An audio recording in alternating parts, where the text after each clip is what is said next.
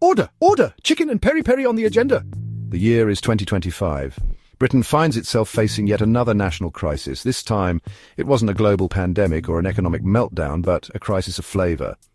Prime Minister Keir Starmer, in his infinite wisdom, decided Parliament needed a change of scenery. And what better place than the hallowed halls of a Nando's? The announcement sent shockwaves through the nation. Images of MPs huddled around tables sticky with peri-peri sauce flooded social media. The House of Lords was to be relegated to the kids' play area, complete with a ball pit for heated debates. Starmer, with a twinkle in his eye, or was it just the reflection of the neon chicken logo, argued that this move would make politics more relatable. The people deserve a parliament that's as down-to-earth as a cheeky Nando's. He declared between bites of a double chicken wrap with extra halloumi.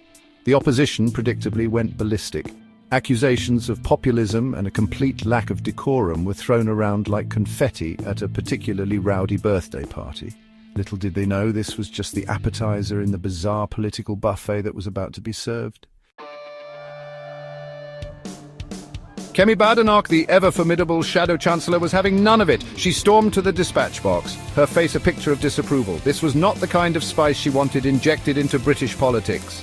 The Prime Minister's proposal is utterly ludicrous. We cannot expect our elected officials to debate matters of national importance while battling the inferno of a hot peri-peri sauce. Badenoch, a known advocate for sensible shoes and even more sensible fiscal policies, proposed an alternative: McDonald's. A Big Mac and fries are the epitome of British sensibility.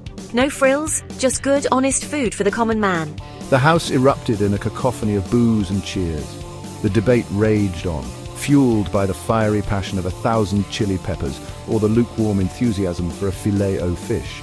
The fate of the nation, it seemed, hung precariously on the choice between two fast food giants.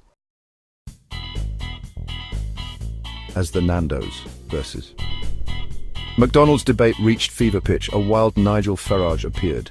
The ever-opportunistic politician, never one to miss a chance to stir the pot, emerged from self-imposed political exile with a proposal of his own. Forget these corporate chains. We need to return to our roots, to the very essence of Britishness. His voice hoarse from disuse and possibly too many pints of warm beer. His solution? Moving Parliament under a giant oak tree in the middle of the countryside. Not just any oak tree, mind you, but one specifically chosen for its impressive covering of slug slime. This, Farage claimed, would bring politicians closer to nature and remind them of the slimy, slippery nature of the European Union. The absurdity of the situation was not lost on the British public. Social media exploded with memes of MPs debating amongst the slugs, sporting wellies and raincoats as the new uniform of Parliament. Meanwhile, in a quiet corner of the public gallery, a completely unrelated drama was unfolding.